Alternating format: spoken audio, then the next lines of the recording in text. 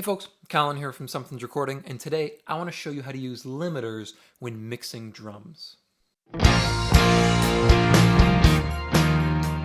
We're going to be looking at limiters and drums today, but before we dive in, if you are looking to dial in a repeatable workflow for getting professional sounding drum mixes, then I want you to go through my 3-step framework for mixing drums workshop. This workshop will walk you through the 3-step process that I use on almost every mix for crafting pro drum mixes right from your home studio. It is a 100% free to watch, on-demand video training, and you can click the link below in the video description to get access to that. Now let's jump in here and look at using limiters on drums. We're going to be focusing on the kick drum and the snare drum here. Let me quickly play what the drums are sounding like here inside the mix, and then I'll solo up the drums so you can hear them by themselves, and we'll dive into the limiters we're using here on the kick drum as well as the snare drum here. So we're going to start back going into the final chorus of this song here. Stay in time, don't get out of line. Stay in time, don't get out of line. Stay in time, don't get out of line. Stay in time, don't get out of line. Oh boy, stay in time, don't get out of line. Oh boy, stay in time, don't get out of line. Oh boy, stay in time, don't get out of line. Oh boy.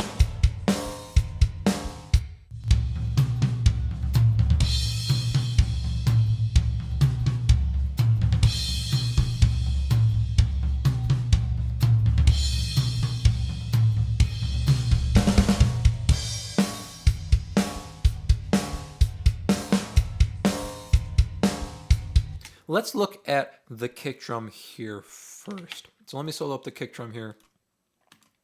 Here's our kick drum. You can see the limiter is right at the top of the chain. What I like to do when I'm using limiters on drums, if I do opt to use them, is put them right at the top of the chain and just use them for a little bit of control before my processing. Sometimes on kick drum and on snare drum, there'll be one at the top of the chain and sometimes one at the bottom of the chain if things get a little bit too crazy. Maybe I have to boost too much top end or boost too much low end and the frequencies pump up quite a bit.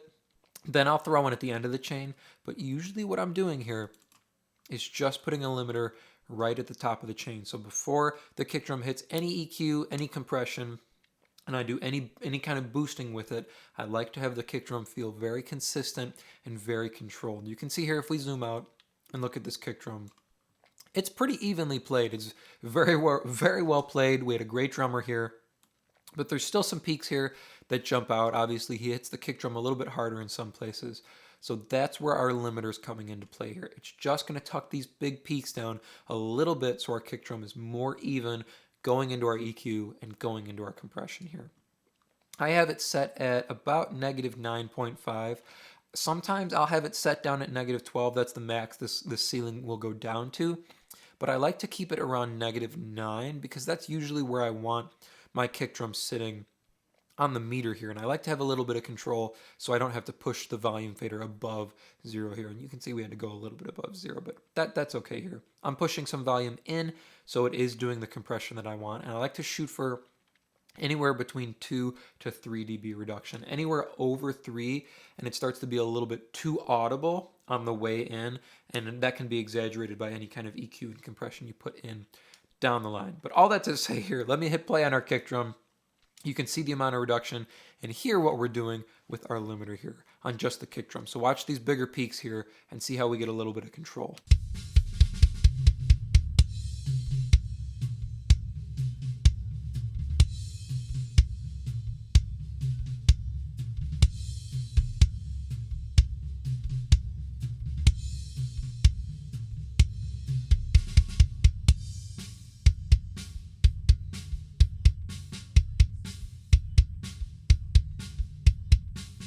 So you can see when we jump into this final chorus here, our limiter isn't doing anything at all on the kick drum. Those notes are quiet enough that they don't need that extra 2-3 dB reduction. But here, where he's really hammering into the kick drum, this big solo section before the final chorus, our kick drum's feeling a little bit louder and a little bit bigger. So we have these extra peaks here, and on the downbeats here, where he hits the cymbal and the kick at the same time, our kick drum is feeling bigger than usual, so we're using our limiter just to tuck it back about 2.5 dB you saw we were doing there. And it controls our kick drum on the way in. Let me take off all the processing here after our limiter. And you can hear just the kick drum with just the limiter on, and I'll A-B the limiter as well. So you can hear the difference before and after. I like to keep the limiter pretty transparent so it's not having a huge impact on the way the kick drum sounds, just the way it feels volume-wise and it's perceived inside the mix.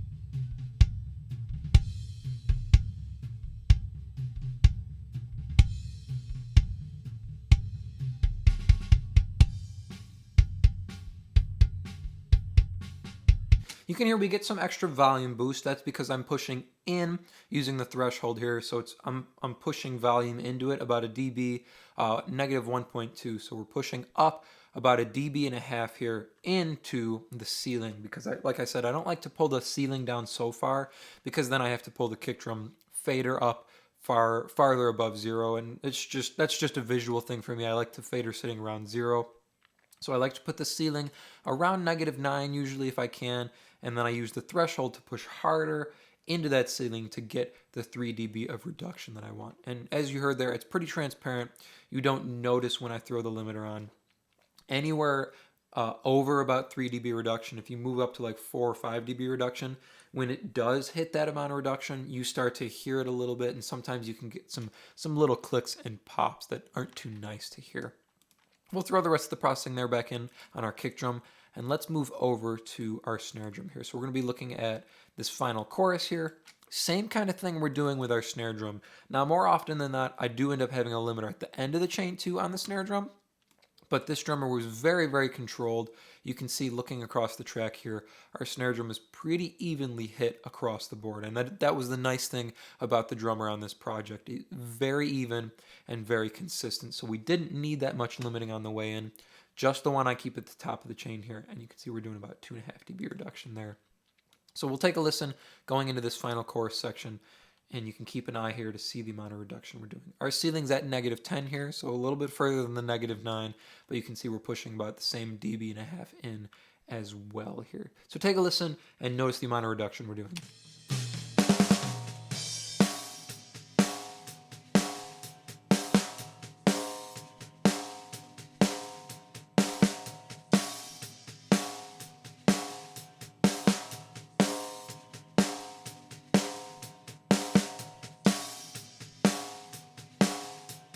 So in this final chorus here, where he's consistently hitting nice and hard, you can see we dipped down a little bit in some of these earlier verse sections, but here at the end, we're consistently doing about a dB reduction with our limiter here. And on that big roll going into the final chorus, we jumped up to about 2.5, 2.6 dB reduction. That's the most reduction we're doing here on the snare drum. And that's all we need to make sure these louder notes here, these harder hits at the end, sit really evenly with some of these softer hits during the verse section or during the tom rolls there as well. Same kind of thing we did here on our kick drum. Let me take off the processing and I will A-B this limiter for you just at the beginning of the chain. So this is just the raw snare drum running into just this limiter. So we'll start with it, and then I'll do the same pass without the limiter and A-B it, so you can hear how transparent our limiter feels on the snare drum.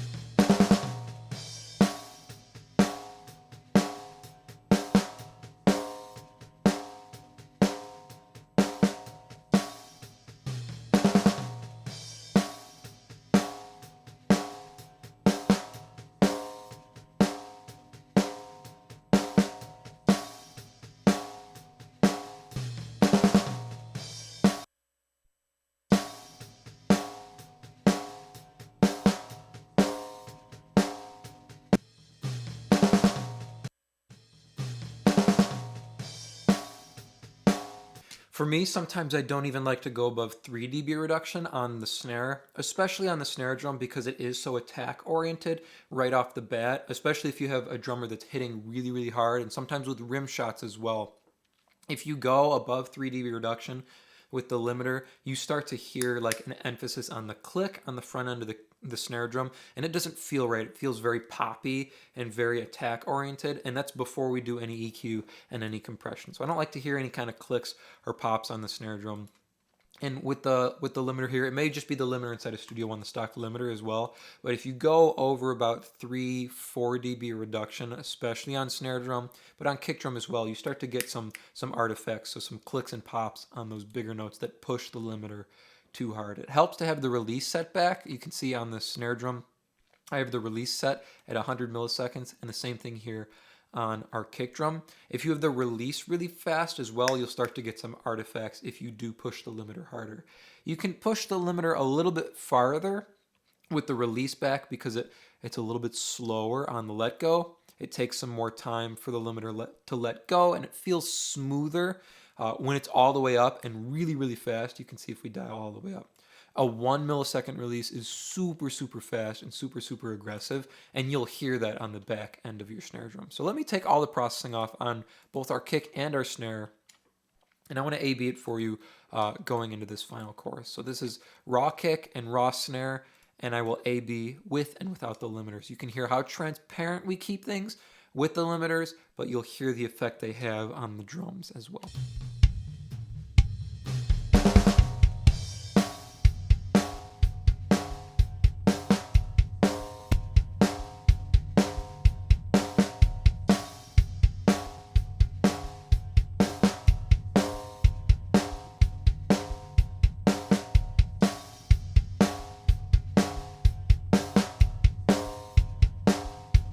We get a slight volume increase from the limiters because I'm pulling the threshold up to get the drums sitting kind of where I want them level-wise, and so I can keep the faders closer to 0. Again, that's just a visual thing, but I like to keep them right around 0 and get them sitting where I want them level-wise. That way I don't have to worry so much about pulling the fader down. With the limiter in, they sit right where I want them.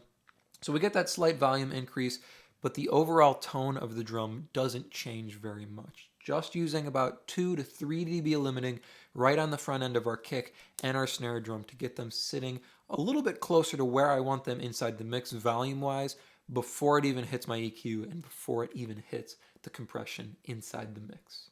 I hope that was helpful for you. As I mentioned at the beginning of the video, if you are looking to dial in a repeatable workflow that will help you level up your drum mixes, then I have just the tool for you, and it is completely free. It is my 3-step framework for mixing drums workshop, and you can click the link below to get access to that workshop now. Thank you so much for watching, and I will see you in the next video.